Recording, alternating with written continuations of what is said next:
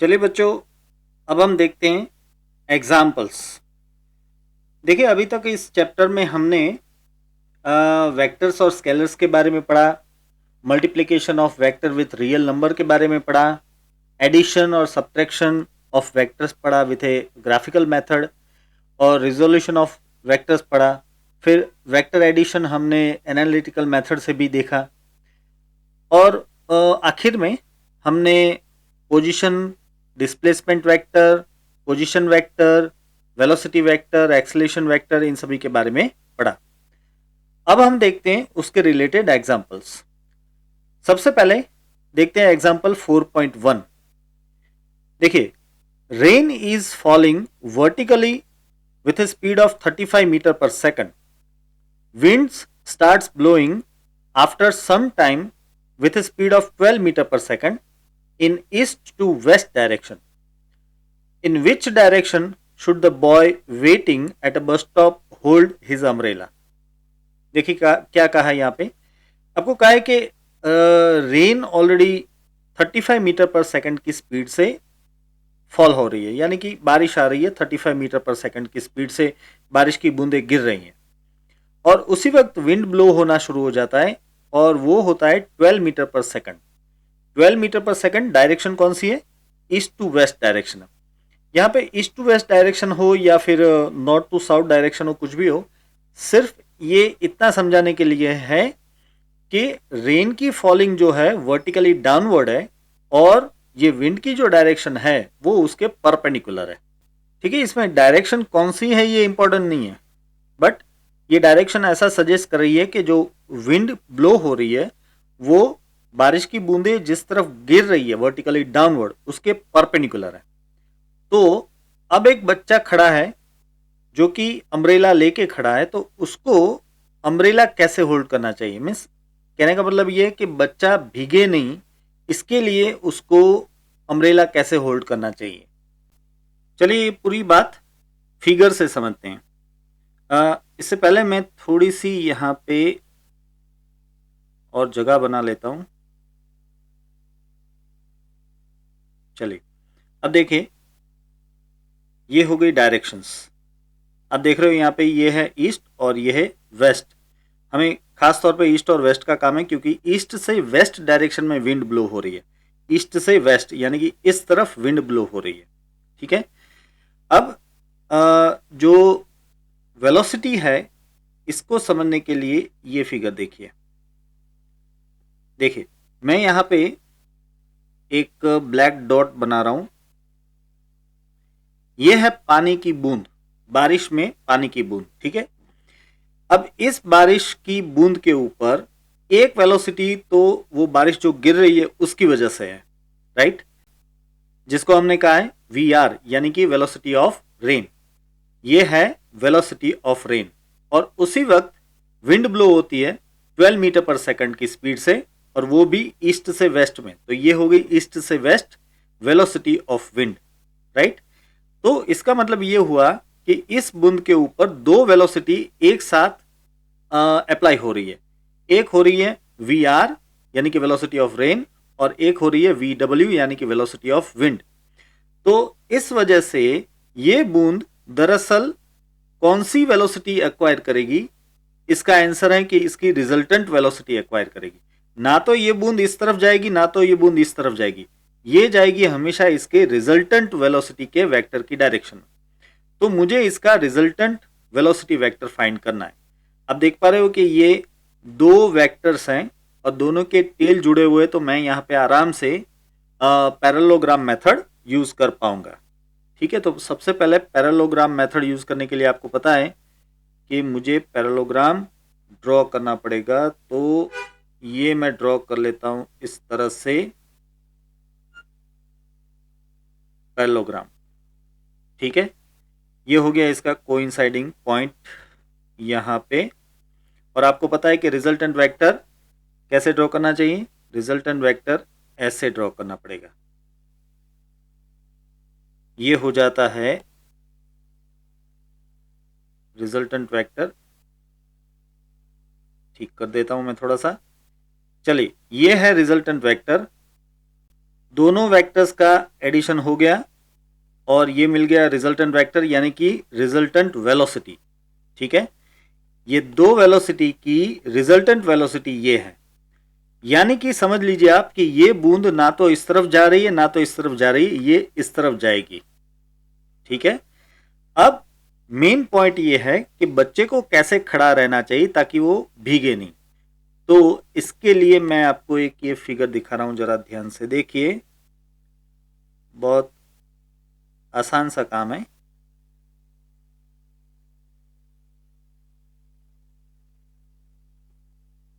जरा होल्ड कीजिएगा प्लीज।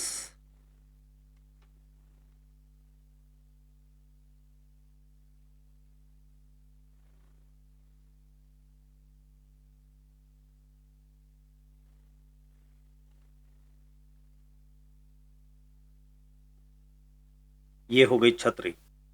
ठीक है, अब समझिए, अगर रेन इस डायरेक्शन में आ रही है तो ऑब्वियसली छाता इस तरफ रखना चाहिए, अम्ब्रेला इस तरफ रखना चाहिए, राइट।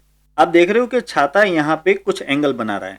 रुकिए, मैं इसके लिए आपको एक लाइन ड्रॉ करके समझाता हूं।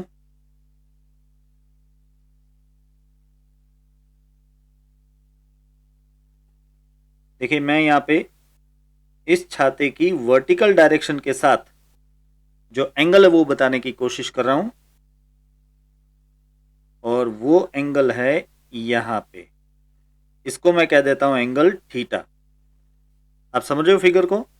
देखिए, ये जो है वर्टिकल डायरेक्शन, और वर्टिकल डायरेक्शन के साथ ये छाता ऐसे रखा हुआ है क्रॉस में। ठीक है, और ये एंगल कितना बनाया है? थीटा। वर्टिकल के साथ एंगल बनाया है थीटा। अब ये एंगल थीटा कैसे फाइंड करें? बहुत आसान है। यहां पे जो एंगल होगा उसके जितना ही ये एंगल होगा, मैं यहां पे लिख देता हूं, ये एंगल भी थीटा होगा, क्योंकि आप देखिए ये अल्टरनेट एंगल बन रहा है। देख रहे हैं आप, ये इस तरह से ये जेड बन रहा है ना, तो ये क्या है? अल्टरनेट एंगल है।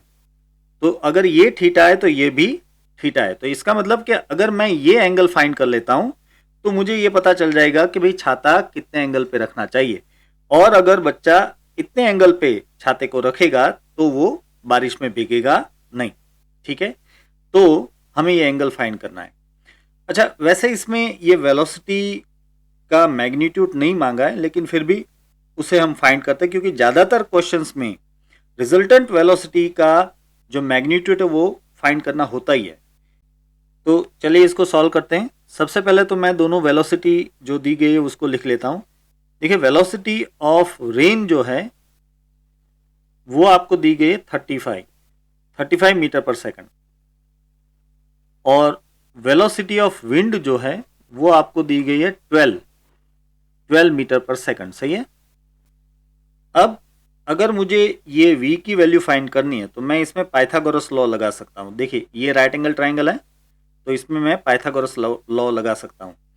अब देखिए, इस ट्राइंगल की ये जो साइड है इसकी वैल्यू तो इसके मैग्नीट्यूड जितनी हो जाएगी, यानी कि वी आर जितनी हो जाएगी, और इस साइड की लेंथ जो है ये वी डब्ल्यू के मैग्नीट्यूड जितनी हो जाएगी।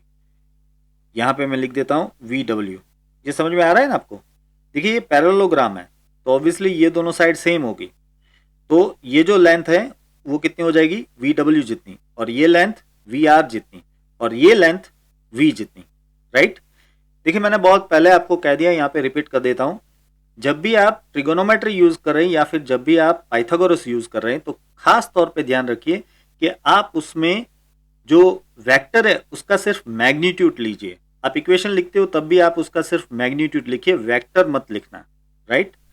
चलिए, तो अब यहां पे ये राइट एंगल ट्राइंगल बन रहा है और मैं पाइथागोरस यूज कर रहा हूं, तो ऐसे लिखते हैं यहां पे कि resultant velocity v will be equal to what? It will be equal to under root of v r square plus v w square, right. और यहां पे आप वैल्यूज पुटअप कर दो। देखिए, वी आर कितना दिया है आपको? 35 square plus V W 12 square. ठीक है, अब इसको हम सॉल्व करेंगे तो ये हमें मिलेगा कुछ 1369, रूट ऑफ 1369, और रूट ऑफ 1369 हो जाता है 37 मीटर पर सेकंड। तो बारिश की बूंदें जिस रिजल्टेंट वेलोसिटी से गिरेगी वो हमें मिल रहा है, और ये है हमारा पहला आंसर। ठीक है, अब हमें फाइंड करना है कि ये एंगल थीटा कितना होगा। अब देखिए, इसके लिए हम सीधा ही ट्रिगोनोमेट्री पे चले जाते हैं और हम टेन थीटा का इक्वेशन यूज करेंगे। आप जानते हो कि इस राइट एंगल में अगर हम टेन थीटा यूज करना चाहें तो टेन थीटा इक्वल टू क्या होता है, opposite side upon adjacent side. तो अपोजिट साइड क्या हो गई, वी डब्ल्यू, और एडजेसेंट वी आर। ठीक है, तो चलिए उस पर आगे बढ़ते हैं हम। मैं यहाँ पे लिखता हूं, also tan theta will be equal to what, opposite that is VW upon adjacent that is VR। चलिए, अब VW कितना है, VW है 12 और VR कितना है, ये है 35। इसका मतलब ये रेशियो आपको मिल जाएगा कुछ 0.343 करके। ठीक है, अब मुझे तो इसमें से थीटा लेना है, तो थीटा इक्वल टू क्या हो जाएगा, tan इनवर्स 0.343। ठीक है, अब देखिए, अगर आपको एग्जाम में लॉग टेबल दी है तो ही आपको इससे आगे आंसर फाइंड करना है, वरना यही आपका फाइनल आंसर है। राइट, एमसीक्यू में तो ज्यादातर, कॉम्पिटिटिव एग्जाम्स में तो ज्यादातर ऐसा ही करेंगे कि आपको ऑप्शन में ऐसा एक ऑप्शन दिया होगा और वही आपका फाइनल आंसर हो जाएगा। ठीक है, इससे आगे आंसर फाइंड करने की जरूरत नहीं है। लेकिन बोर्ड एग्जाम में अगर आपको लॉग टेबल दी है, या फिर समझिए कि प्रैक्टिकल एग्जाम में अगर आपको लॉग टेबल दी है, तो आपको इससे आगे आंसर फाइंड करना पड़ेगा। इसलिए मैं इससे आगे आंसर फाइंड करके दिखाता हूं, वरना ज्यादातर तो ऐसा होता है कि यही आंसर के तौर पे ऑप्शन में दिया जाता है, या फिर अगर थियोरेटिकल आंसर फाइंड करना है तो भी यही आंसर फाइनल गिना जाता है। बट अगर आपके पास लॉग टेबल है, आपको लॉग टेबल दी गई है, तो आपको इससे आगे एंगल एग्जैक्टली कहना पड़ेगा, डिग्री में कहना पड़ेगा। तो मैं इसका एंगल डिग्री में भी लिख देता हूं। देखिए, इसका एंगल आपको मिलेगा समथिंग 18.93 डिग्री। ठीक है, 18.93 डिग्री। लेकिन मैं इसकी राउंड ऑफ वैल्यू 19 डिग्री ले लेता हूं। भाई ऑब्वियसली आप बच्चे को ऐसा तो नहीं कहोगे कि भाई छाता 18.93 डिग्री पे रखो, ठीक है ना, इसलिए मैं राउंडिंग ऑफ वैल्यू इसकी लिख देता हूं, दैट इज 19 डिग्री। तो ये हो गया हमारा दूसरा आंसर, यानी कि ये जो वेलोसिटी वेक्टर है वो यहाँ पे 90 डिग्री का एंगल बना रहा होगा, यानी कि बच्चे को इस छाते को वर्टिकल साइड के साथ 19 डिग्री के एंगल के ऊपर पकड़ के रखना चाहिए ताकि वो भीगे नहीं। चलिए अब देखते हैं दूसरा example, example 4.2। Find the magnitude and direction of the resultant of two vectors A and B in terms of their magnitudes and angle theta between them। देखिए, यहां पे आपको एक ये वेक्टर A और वेक्टर B दे दिया है, दोनों के बीच में एंगल थीटा दे दिया है। आपको इन दोनों का रिजल्टेंट वेक्टर फाइंड करना है, लेकिन रिजल्टेंट वेक्टर का मैग्नीट्यूड और रिजल्टेंट वेक्टर की डायरेक्शन दोनों ही फाइंड करनी है। ठीक है, और इसमें खास तौर पे आपको ये कहा है कि आप जो रिजल्टेंट वेक्टर का मैग्नीट्यूड फाइंड करो और जो डायरेक्शन फाइंड करो, उसमें आपको वेक्टर ए का मैग्नीट्यूड, वेक्टर बी का मैग्नीट्यूड और दोनों के बीच का जो एंगल थीटा है वो लेना है। मीन्स कि आपका जो इक्वेशन है वो वेक्टर ए के मैग्नीट्यूड, वेक्टर बी के मैग्नीट्यूड और दोनों के बीच के एंगल थीटा के फॉर्म में होना चाहिए। इन टर्म्स ऑफ लिखा है आपको, in terms of magnitudes and angles between them यानी कि बिटवीन ए एंड बी। ठीक है, फिर से कह रहा हूं, रिजल्टेंट वेक्टर का मैग्नीट्यूड और रिजल्टेंट वेक्टर की डायरेक्शन फाइंड करनी है, लेकिन उसके इक्वेशन में वेक्टर ए का मैग्नीट्यूड, वेक्टर बी का मैग्नीट्यूड और दोनों के बीच का एंगल थीटा आना चाहिए। चलिए, इसमें आपके दिमाग की अच्छी सी खातिर होने वाली है, तो अच्छे से ध्यान देना। सबसे पहले तो मुझे रिजल्टेंट वेक्टर फाइंड करने के लिए पैरेललोग्राम ड्रॉ करना पड़ेगा। तो मैं ये वेक्टर ए जैसा, एग्जैक्टली वेक्टर ए जैसा एक वेक्टर या फिर कहूँ कि एक लाइन यहाँ पे ड्रॉ कर रहा हूँ, और फिर वेक्टर बी जैसा एग्जैक्टली वेक्टर बी जैसा, आप देखिए बी जैसा ही है, या फिर कहूँ कि बी जितनी लंबी एक लाइन यहाँ पे रखनी पड़ेगी। अब ये हो गया हमारा कोइंसाइडिंग पॉइंट और ये दोनों का टेल यहाँ पे है। तो अब मैं रिजल्टेंट वेक्टर ड्रॉ कर सकता हूँ। आपको पता है मैं रिजल्टेंट वेक्टर ड्रॉ करूँगा दोनों के टेल से लेके सामने के कोइंसाइडिंग पॉइंट तक। ये हो गया रिजल्टेंट वेक्टर। चलिए नाम दे देते हैं इसको वेक्टर आर करके। मैं यहाँ पे लिख देता हूँ ये है वेक्टर आर। तो ये रिजल्टेंट वेक्टर आर आपको मिल गया, ठीक है। अब थोड़ी सी और चीज़ें हमें ज़रूरत पड़ेगी, तो मैं पहले से ड्रॉ करके रखता हूँ यहाँ पे। देखिए एक लाइन मुझे यहाँ पे ऐसे लेनी पड़ेगी और एक लाइन मुझे ऐसे लेनी पड़ेगी, इस तरह से। चलिए अब जो यहाँ पे सारे पॉइंट्स हैं मैं ज़रा दिखा देता हूँ। ये सारे पॉइंट्स जो हैं, इन सारे पॉइंट्स का कुछ नाम रख देते हैं। देखिए यहाँ से शुरू करते हैं, इसको कह देता हूँ मैं O, फिर ये है सपोज के P, ये Q, यहाँ पे R नहीं लिखूंगा, R रिजल्टेंट वेक्टर है, S और यहाँ पे T, ठीक है।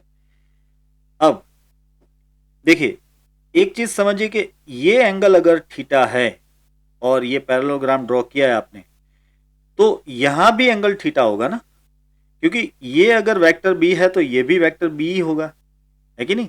तो फिर अगर ये एंगल थीटा बना रहा है तो यहां भी एंगल कितना हो जाएगा, थीटा ही हो जाएगा। मैं लिख देता हूं यहाँ पे ये एंगल भी हो जाएगा थीटा। अब समझिए आप ये राइट एंगल ट्राइंगल देखिए ध्यान से, इसमें ये जो साइड है ये साइड कितनी हो जाएगी, ऑब्वियसली बी हो जाएगी, क्योंकि ये वेक्टर बी जितना ही लंबा है तो इसकी साइड की लेंथ क्या होगी, बी। अब सोचिए कि ये लेंथ कितनी होगी। देखिए राइट एंगल ट्राइंगल में एक बड़ा आसान सा काम होता है कि एंगल के एडजेसेंट जो भी है उसकी वैल्यू कितनी होती है, हाइपोटेनियस इंटू कॉस थीटा, और जो अपोजिट साइड है उसकी वैल्यू कितनी होती है, हाइपोटेनियस इंटू साइन थीटा। मैंने कुछ नई बात सिखाई क्या आपको? जी नहीं, बिल्कुल नहीं, ये आप बहुत अच्छे से पढ़ चुके हो। साइन थीटा इजकल टू क्या होता है, अपोजिट साइड अपॉन हाइपोटेनियस, ठीक है। तो अपोजिट साइड क्या हो गई, अपोजिट साइड क्या हो गई, हाइपोटेनियस इंटू साइन थीटा। तो वही मैंने किया है। ये क्या है, ये है हाइपोटेनियस और ये साइन थीटा। ऐसे ही कॉस थीटा का इक्वेशन क्या है, एडजेसेंट साइड अपॉन हाइपोटेनियस। तो फिर एडजेसेंट साइड का इक्वेशन क्या होगा, hypotenuse into cos theta, right. यहाँ पे ये है हाइपोटेनियस यानी कि बी, तो बी कॉस थीटा। तो एडजेसेंट साइड यानी कि ये वाली adjacent side is equal to hypotenuse B into cos theta. तो मैं यहाँ पे लिख सकता हूँ ये साइड हो जाएगी बी कॉस थीटा, ठीक है। चलिए अब आगे बढ़ते हैं।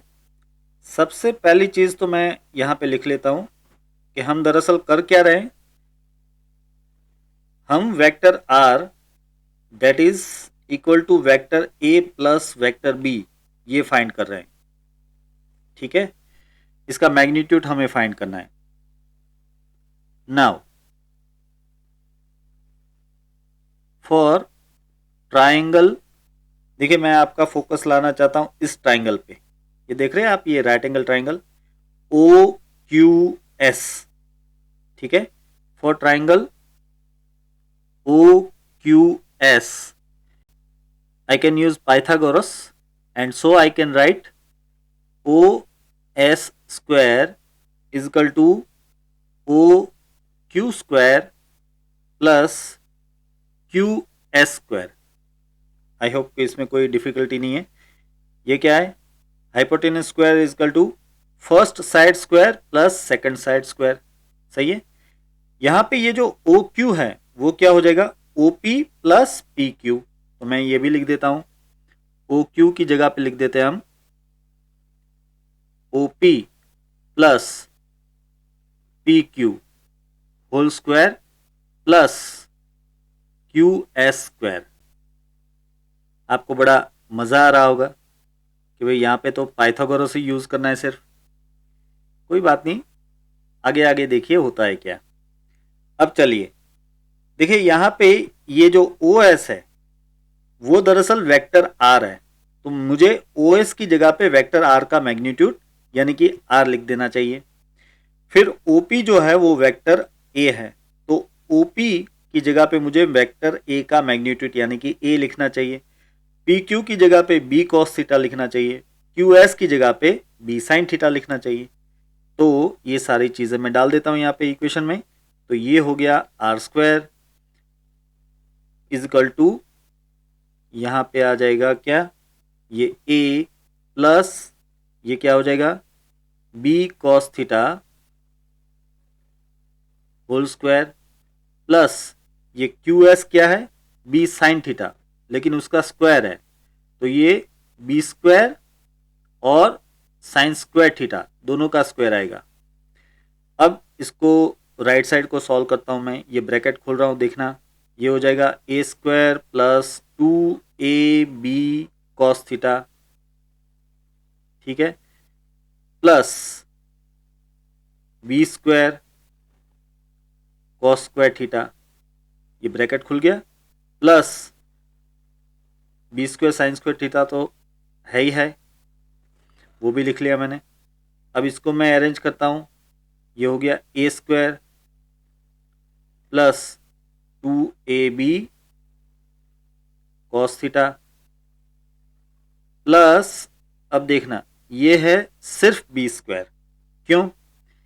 ये जो B square cos square theta plus B square sine square theta है, इन दोनों में से B स्क्वायर कॉमन ले लो तो अंदर क्या बचेगा, cos square theta plus sine square theta, but cos square theta plus sine square theta यानी कि 1, तो क्या बचेगा, सिर्फ B स्क्वायर, राइट। तो इसमें से सिर्फ बच रहा है B स्क्वायर। तो ये हो गया इक्वेशन R स्क्वायर का। मैं लिख देता हूं यहाँ पे, ये जो इक्वेशन है अभी तक ये है R स्क्वायर का। अब इसी में से हमें फाइंड करना है R का इक्वेशन। तो R का इक्वेशन ऐसे हो जाएगा, R is equal to under root of A square plus B square plus 2AB cos theta. सही है। ये हो गया रिजल्टेंट वेक्टर R का मैग्नीट्यूड फाइंड करने के लिए एक इक्वेशन, और अपने तौर पे एक बहुत ही इंपॉर्टेंट इक्वेशन। बच्चों ये इक्वेशन याद रखना, जब भी आपको दो वेक्टर्स का रिजल्टेंट वेक्टर फाइंड करना है, मींस कि उसका मैग्नीट्यूड फाइंड करना है, तो आप सिंपली ये इक्वेशन यूज कर सकते हैं। कंडीशन 2 कि आपको दोनों वेक्टर का मैग्नीट्यूड पता होना चाहिए और दोनों के बीच का जो एंगल थीटा है वो पता होना चाहिए। तो आप लिख सकते हो कि resultant vector R is equal to under root of A square plus B square plus 2AB cos theta. मेरे साथ बोलिए एक बार, R is equal to under root of A square plus B square plus 2AB cos theta. ठीक है। इस equation को cosine law भी कहते हैं, यह भी याद रखना।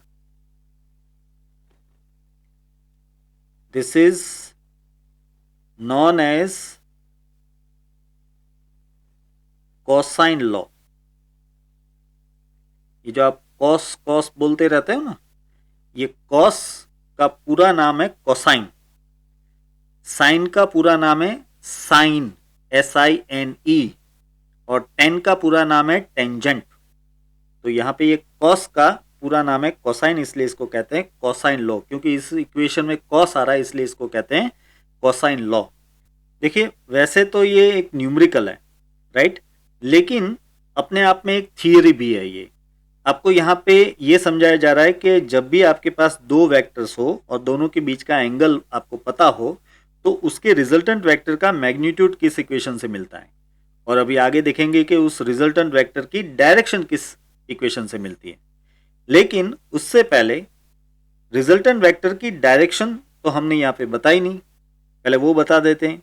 देखिए ये है रिजल्टेंट वेक्टर का एंगल अल्फा, और ये एंगल अल्फा ही रिजल्टेंट वेक्टर की डायरेक्शन कहलाएगा। मैंने आपको बहुत पहले भी बताया, एक बार वापस रिपीट कर देता हूं कि किसी भी वेक्टर की अगर आपको डायरेक्शन मांगे तो आपको उसका एंगल देना है, एक्स एक्सिस के साथ उसका जो एंगल है वो देना है। वैसे अगर कन्वीनियंट है तो आप वाई एक्सिस के साथ उसका एंगल दे सकते हो, वो भी डायरेक्शन कहलाता है। देखिए वेक्टर का एंगल आपको एक्स एक्सिस से मिले या वाई एक्सिस से मिले, आपको पता तो चल ही जाता है कि वेक्टर किस तरह से है। और वैसे भी अगर आपको एक्स एक्सिस से एंगल पता है तो वाई एक्सिस का भी मिल सकता है, अगर वाई एक्सिस से पता है तो एक्स एक्सिस के साथ भी मिल सकता है, राइट। यहाँ पे हम एक्स एक्सिस के साथ ही एंगल फाइंड करेंगे। क्यों? क्योंकि देखिए ये अगर एक्स एक्सिस है तो उसके साथ वेक्टर बी का एंगल थीटा आपको दिया हुआ है, तो बेटर ये है कि मैं एक्स एक्सिस के साथ ही रिजल्टेंट वेक्टर आर का एंगल अल्फा फाइंड करूं।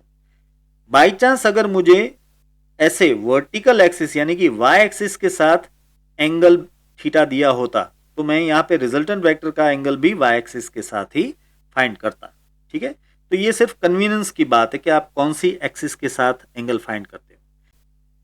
चलिए अब आगे बढ़ते हैं और वेक्टर आर के लिए डायरेक्शन थीटा फाइंड करते हैं। पहले मैं कुछ अरेंजमेंट्स कर लूं यहाँ पे।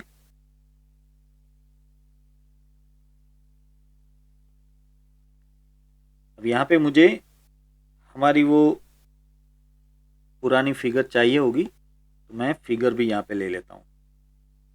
अगर बोर्ड होता तो मैं ये कभी नहीं कर पाता, but thanks to the technology कि ये काम बिल्कुल आसान हो गया।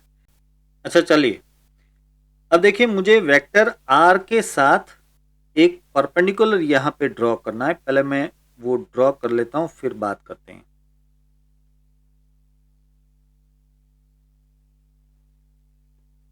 देखिए इस तरह से मैंने कहा कि मैं वेक्टर आर के साथ परपेंडिकुलर ड्रॉ करना चाहता हूं। देखिए ये हो गया परपेंडिकुलर, है ना, ये वेक्टर आर हो गया और ये उसका एक परपेंडिकुलर मैंने ड्रॉ किया है जो कि पी पॉइंट पे जा रहा है। इसका क्या काम है मैं अभी आपको समझाता हूं। पहले इस पॉइंट को एक नाम दे देते हैं। चलिए जैसे कि इसको मैं एम ऐसे नाम दे देता हूं, एम, ठीक है। और दूसरी एक बात, देखिए ये जो एस पॉइंट है ना उसके पास ये जो एंगल है इसको मैं नाम दे देता हूं बीटा। आप देख रहे हो यहाँ पे ये जो एंगल है इसको मैंने नाम दे दिया बीटा।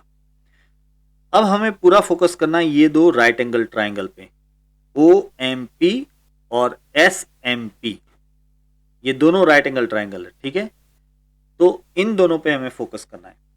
और आप देख रहे हो कि इन दोनों राइट एंगल ट्राइंगल में ये जो एमपी साइड है ये कॉमन है।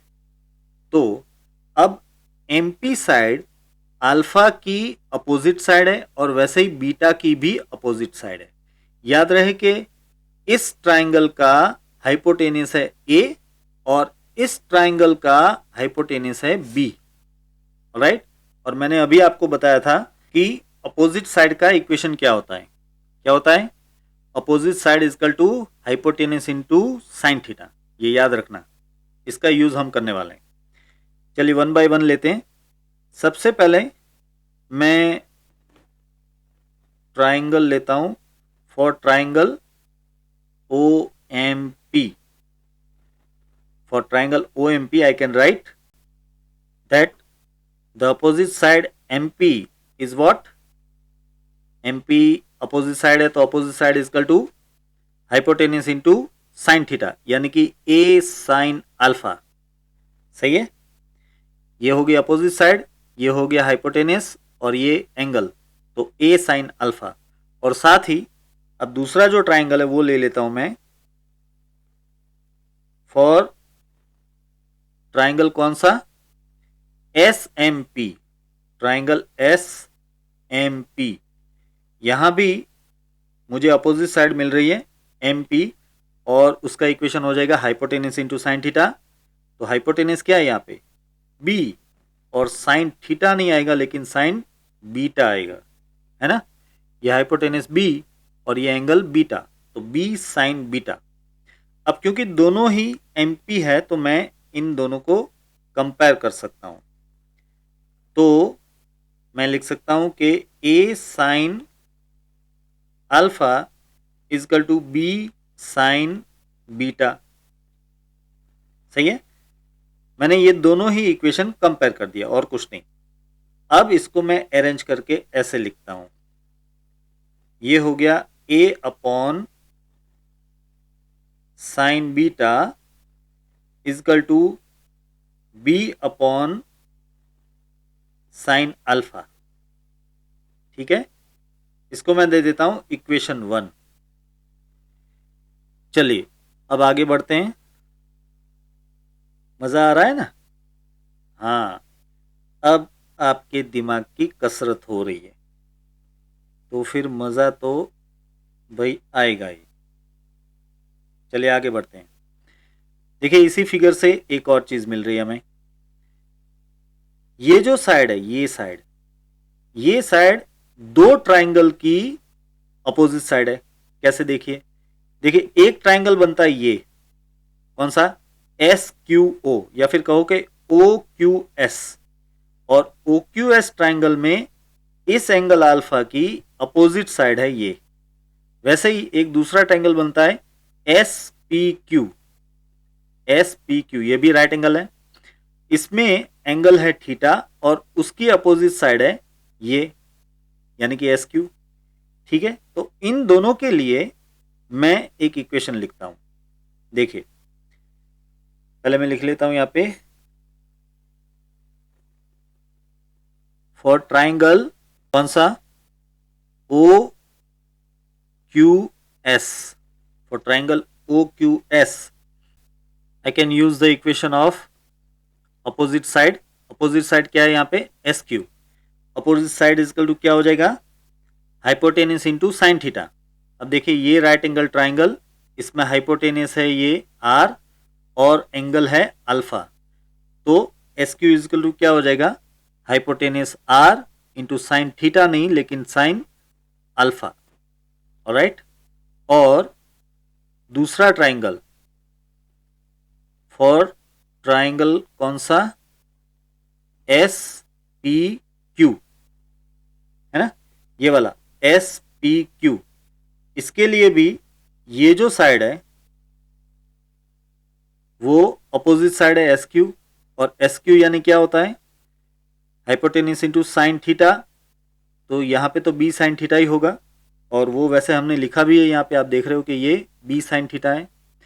अब क्योंकि दोनों ही साइड एस क्यू है तो मैं इन दोनों को कंपेयर कर सकता हूं। So I can write r sine alpha is equal to b sine theta. ठीक है, अब इसको अरेंज कर दो, सिर्फ यहां पे लिख दो R upon sine theta is equal to, यहां पे लिख दो बी अपॉन साइन अल्फा। ये हो गया इक्वेशन 2। ऑलराइट, अब आप दोनों इक्वेशन 1 और 2 को कंपेयर कर दो।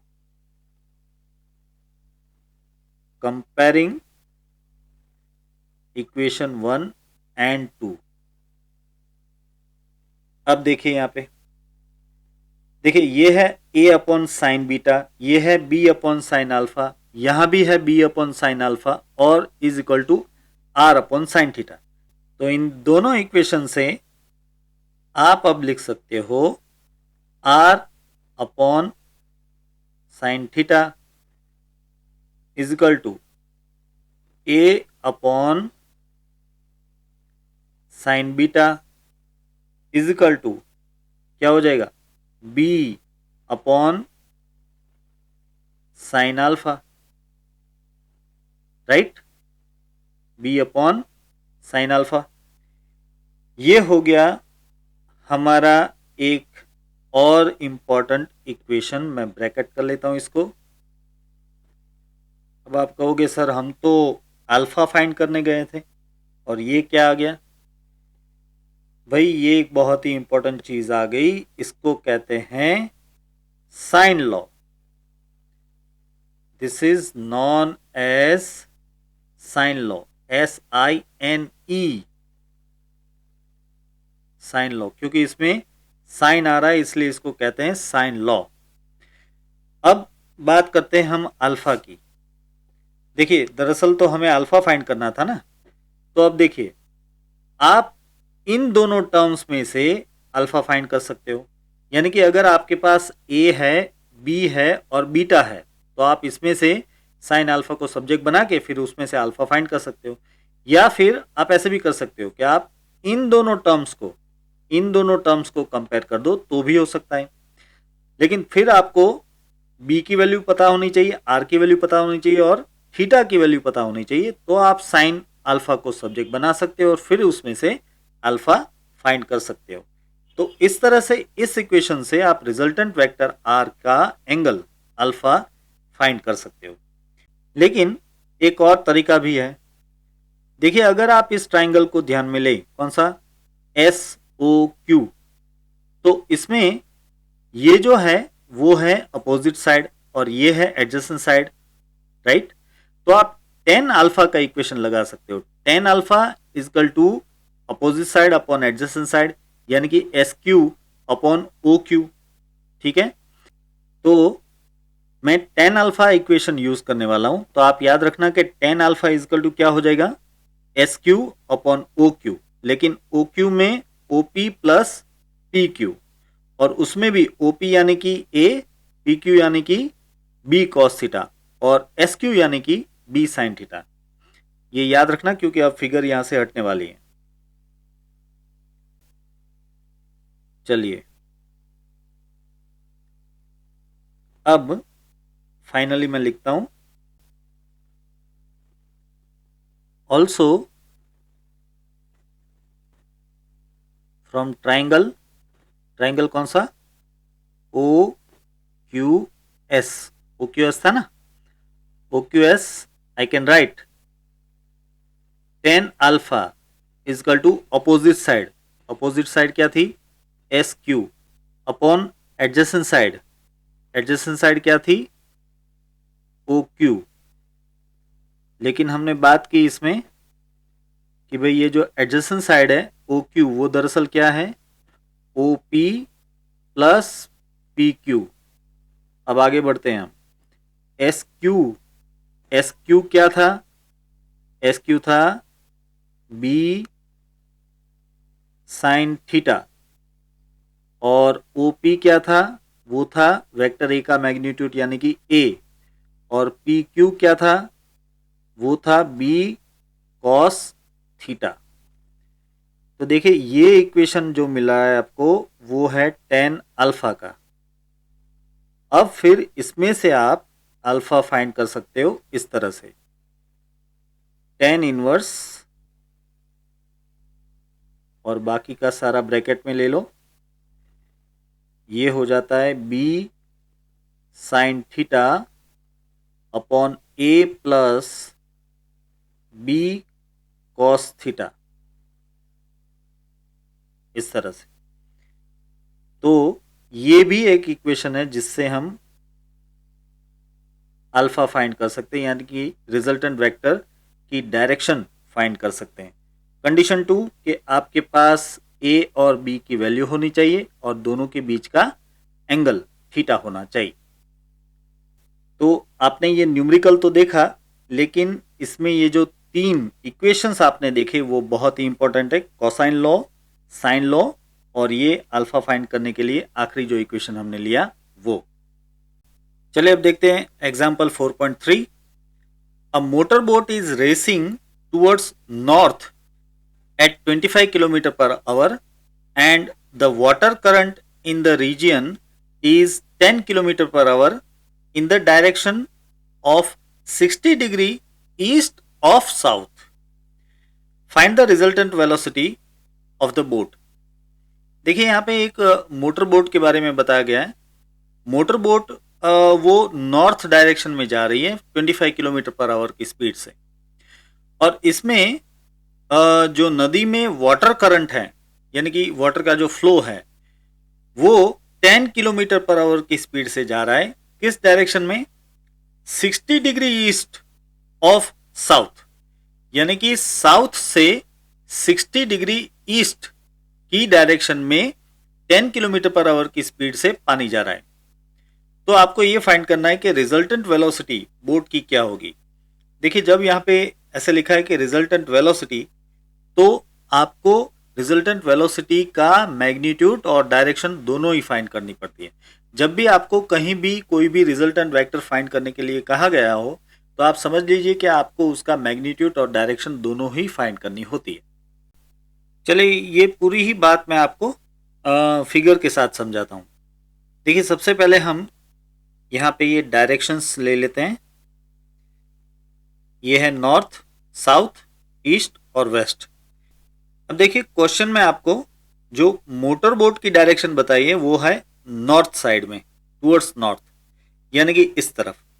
तो पहले तो मैं यहाँ पे ये नॉर्थ डायरेक्शन में ये मोटर बोट दिखा रहा हूँ।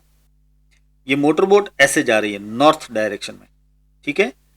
और उसी वक्त जो वाटर करंट है, यानी कि नदी में जो पानी का करंट है, पानी का जो फ्लो है, वो 60 डिग्री ईस्ट ऑफ साउथ, यानी कि साउथ से ईस्ट की ओर 60 डिग्री। आप समझ रहे हो इसको? इट इज 60 डिग्री ईस्ट, यानी कि ये ईस्ट की ओर 60 डिग्री है। ऑफ साउथ, किसकी रिस्पेक्ट में? साउथ की रिस्पेक्ट में। अगर ये कहा गया होता कि भाई it is 60 degree west of south, तो हम यहां का सोचते, साउथ से 60 डिग्री वेस्ट की ओर। ये कहा है कि साउथ से 60 डिग्री ईस्ट की ओर, यानी कि इस तरफ, ठीक है। तो इस तरफ 60 डिग्री की ओर, यानी कि इस डायरेक्शन में ऐसे पानी का फ्लो है। तो मैं इसकी फिगर भी आपको इस तरह से दिखा देता हूं। देखिए ऐसे, ठीक है। ये है, देखिए ये है वेलोसिटी ऑफ वाटर। ये वेलोसिटी ऑफ वाटर है जो कि इस तरफ है, और ये है वेलोसिटी ऑफ बोट। ऑलराइट।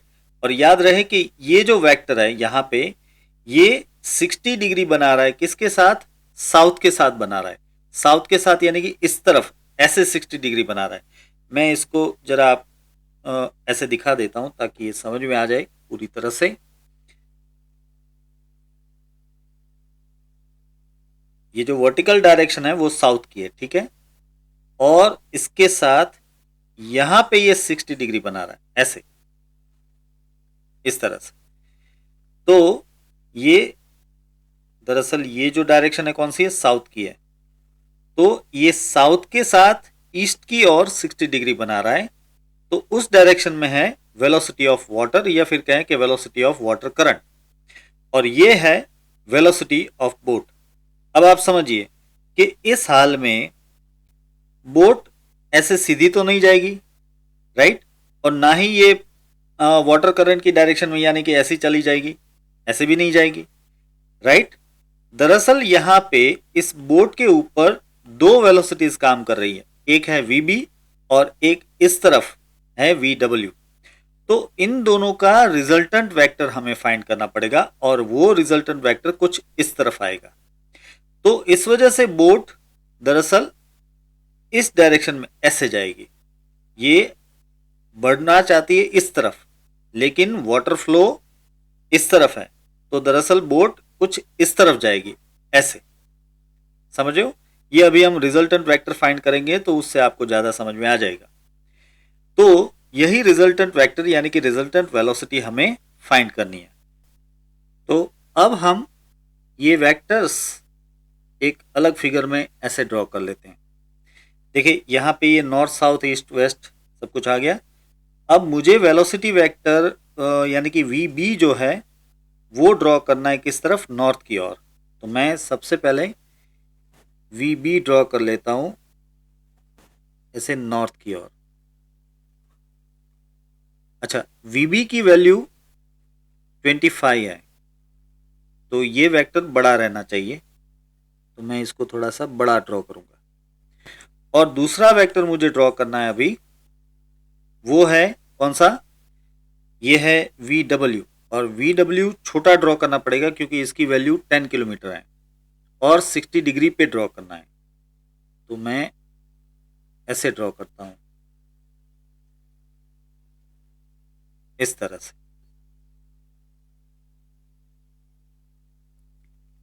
देखिए ये है वेलोसिटी ऑफ बोट और ये है वेलोसिटी ऑफ वाटर, ठीक है। और यहां पे ये एंगल बन रहा है 60 डिग्री। अब हमें इसमें जो रिजल्टेंट वेक्टर फाइंड करना है ना, उसके लिए हमें दोनों वेक्टर्स के बीच का एंगल चाहिए होगा। तो इन दोनों वेलोसिटी वेक्टर्स के बीच का एंगल यानी कि हमें ये चाहिए होगा, और ये एंगल कितना हो जाएगा 180 माइनस 60 यानी कि 120 डिग्री। सही है, ये कितना हो जाएगा 120 डिग्री। देखिए ये पूरा 180, इसमें से ये 60 सब्ट्रैक्ट कर दो तो ये हो जाता है 120 डिग्री। तो VB और VW के बीच का एंगल है 120 डिग्री। इसका यूज हम दरअसल कोसाइन लॉ में करने वाले हैं। चलिए मैं जरा पैरेललोग्राम ड्रॉ कर लेता हूं ताकि रिजल्टेंट वेक्टर इसमें क्लियर हो जाए। देखिए सबसे पहले मैं इस वेक्टर VB जैसा ही एक वेक्टर ड्रॉ करूंगा और उसको यहां पे अरेंज करूंगा, और फिर मैं VW जैसा ही एक वेक्टर ड्रॉ करूंगा और उसको मैं यहां पे ऐसे प्लेस करूंगा। तो अब मैं ड्रॉ कर सकता हूं रिजल्टेंट वेक्टर, जो कि यहां से यहां तक ऐसे होगा, इस तरह से, ठीक है। ये हो गया रिजल्टेंट वेक्टर, जिसको मैं नाम दे देता हूं, चलिए V करके, सिर्फ V, रिजल्टेंट वेक्टर यानी कि रिजल्टेंट वेलोसिटी V। यहाँ पे ये जो 120 डिग्री लिखा है उसको यहाँ से हटा लेता हूँ मैं, और थोड़ा सा इस तरफ लिख देता हूँ ये 120 डिग्री। अब देखिए हमें रिजल्टेंट वेक्टर की डायरेक्शन भी फाइंड करनी है, और वो डायरेक्शन जो हमें फाइंड करनी है वो ये होगी, इसको मैं नाम दे देता हूँ अल्फा। तो हमें अल्फा फाइंड करना है, और ये जो वेक्टर V है उसका मैग्नीट्यूड फाइंड करना है। देखिए यहाँ पे नॉर्थ की रिस्पेक्ट में, ये नॉर्थ जो है उसकी रिस्पेक्ट में ये एंगल 120 दिया हुआ है, तो मैं नॉर्थ की रिस्पेक्ट में ही वेलोसिटी वेक्टर का एंगल अल्फा फाइंड करता हूं। अच्छा अब आगे बढ़े उससे पहले मैं यहाँ पे VB और VW की वैल्यू लिख लेता हूं। देखिए VB जो है वो है 25 किलोमीटर पर आवर, ठीक है, और VW जो है वो है 10 किलोमीटर पर आवर। अब हम कोसाइन लॉ और साइन लॉ को यूज करने वाले हैं। इसके लिए मैं यहाँ पे थोड़ी सी स्पेस क्रिएट कर लेता हूँ पहले, और फिर हम इक्वेशन लगाएंगे इसमें।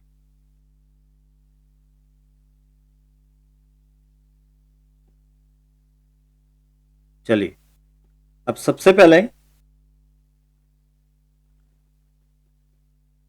From cosine law,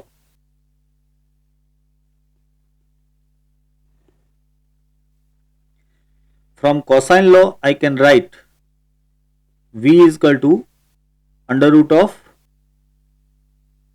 first vector square यानी कि VB square plus second vector square यानी कि VW square plus 2 into first vector यानी कि VB, सेकंड वेक्टर यानी कि VW, and cos theta, cos theta. यहाँ पे मैं एक और चीज ऐड कर लेता हूँ लेफ्ट साइड में कि थीटा क्या है यहाँ पे 120 डिग्री, ठीक है, तो अब मैं इसमें वैल्यूज पुटअप कर देता हूं। देखिए सबसे पहले VB क्या है 25, 25 का स्क्वायर प्लस VW 10 का square plus 2 into 25 into 10 into cos 120, right. अब इसको फर्दर सॉल्व करते हैं हम, तो ये तो मिल जाएगा आपको 625 प्लस ये 100। अब यहां पे इंपॉर्टेंट चीज है, देखिए cos 120 को कैसे सॉल्व करते हैं वो देखिए। ये cos 120 यानी कि आप लिख सकते हो cos 90 प्लस 30, सीधी सी बात है, राइट। और cos 90 प्लस 30 यानी कि ये हो जाता है दूसरा क्वाड्रेंट, और दूसरे क्वाड्रेंट में cos फंक्शन नेगेटिव होता है, इसलिए ये नेगेटिव आएगा। और क्योंकि ये cos 90 प्लस 30 है तो ये साइन हो जाएगा, यानी कि साइन 30 हो जाएगा।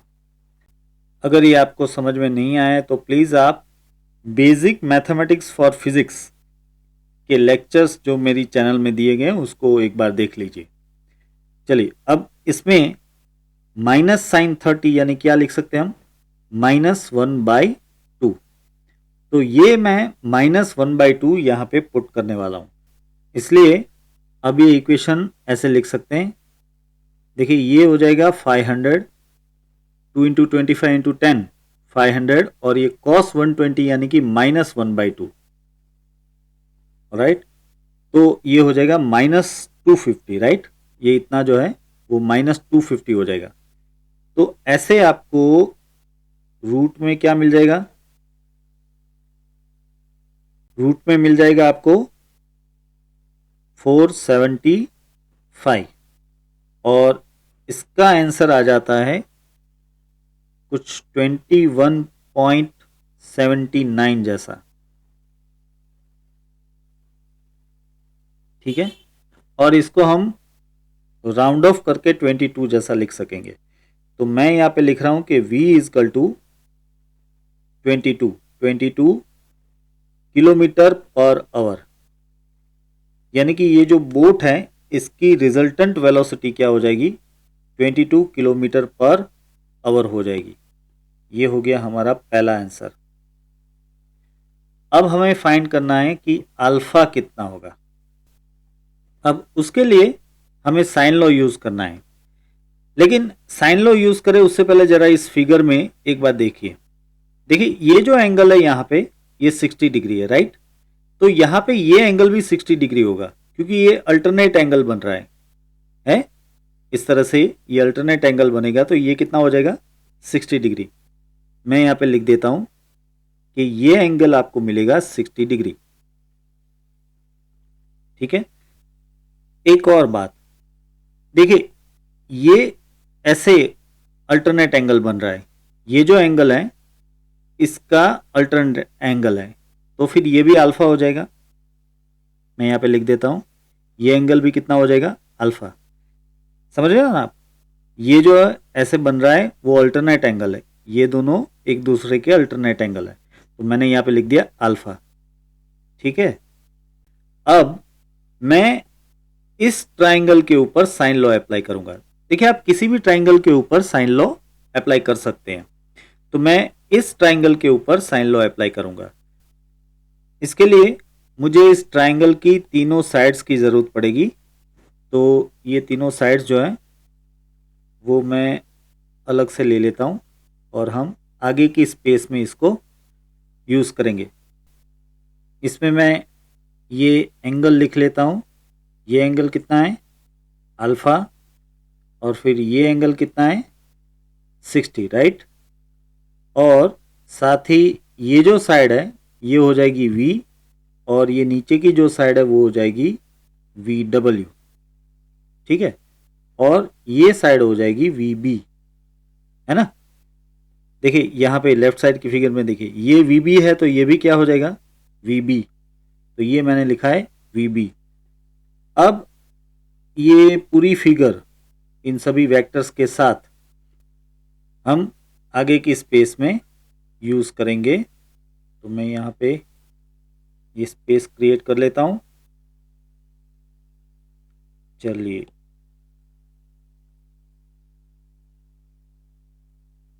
ओके।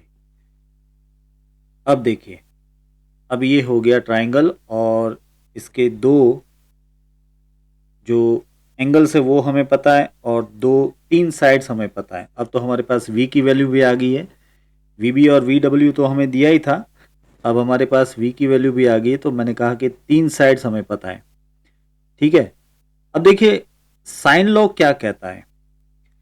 आपको क्या करना है साइन लॉ में, कोई भी एक साइड डिवाइड बाय उसके सामने का जो एंगल है उसका साइन, राइट। ऐसे ही देखिए ये साइड, तो ये साइड डिवाइड बाय उसके सामने का एंगल यानी कि 60 का साइन, इसको आपको लेना है, बस इतना ही है। तो मैं लिखता हूं यहां पे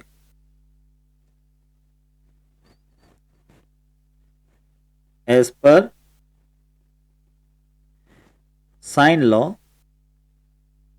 मैं लिख सकता हूं, जैसे कि मैंने आपको कहा कि साइड v डिवाइड बाय उसके सामने का एंगल उसका साइन यानी कि sine 60 is equal to side VW divide by उसके सामने के एंगल का साइन यानी कि साइन अल्फा, ठीक है। अगर मुझे यहां का एंगल पता होता तो मैं ये VB डिवाइड बाय ये जो सामने का एंगल है उसका साइन भी ले सकता था। यही है साइन लॉ, आप किसी भी ट्राइंगल के लिए इसको यूज कर सकते हैं। मैं यहां थोड़ी सी और स्पेस क्रिएट कर लेता हूं। चलिए, अब हम यहाँ पे साइन लॉ को आगे कंटिन्यू करते हैं। मैं यहाँ पे लिख सकता हूँ साइन अल्फा। देखिए हमें बेसिकली अल्फा फाइंड करना है, याद कीजिए। तो मैं साइन अल्फा को सब्जेक्ट बना रहा हूँ। तो sine alpha is equal to VW sine 60 divide by V, ठीक है। अब देखिए VW कितना है, VW है 10 और साइन 60 यानी कि √3/2, तो ये √3/2 और V जो है वो 21.8 जैसा है, तो ये 21.8। अब इसको आप सॉल्व करोगे तो ये आपको मिल जाएगा कुछ 0.397 जैसा, राइट। ये अभी आपको साइन अल्फा की वैल्यू मिली है, राइट। इसमें से अब आप अल्फा फाइंड कर सकते हो साइन इनवर्स लेके, साइन इनवर्स 0.397। देखिए बच्चों मैंने आगे भी बताया था, अभी भी वापस रिपीट कर देता हूं कि अगर आपको लॉग टेबल दिया हुआ है तो इससे आगे का आंसर आपको फाइंड करना है, वरना लॉग टेबल नहीं है तो यही आपका फाइनल आंसर होता है। चलिए हम इसके आगे का आंसर भी लिखेंगे। इसमें से बच्चों अल्फा आपको मिल जाएगा 23.4 डिग्री जैसा, 23.4 डिग्री। तो ये हो गया आपका फाइनल आंसर, यानी कि नॉर्थ के साथ 23.4 डिग्री ईस्ट की ओर ये बोट जाएगी।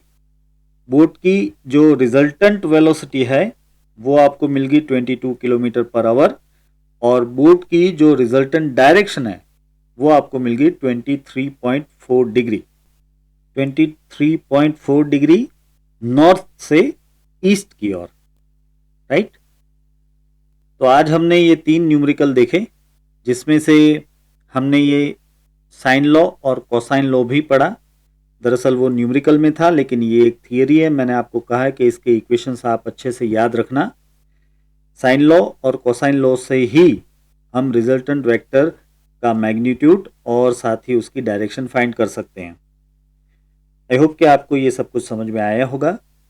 वैसे तो ये न्यूमेरिकल्स ऑलरेडी इलस्ट्रेटेड न्यूमेरिकल है, आपको टेक्स्ट बुक में ऑलरेडी दिए हुए हैं, फिर भी इसके न्यूमेरिकल्स की पीडीएफ की लिंक मैंने डिस्क्रिप्शन में रखी है, आप उसे डाउनलोड कर सकते हैं।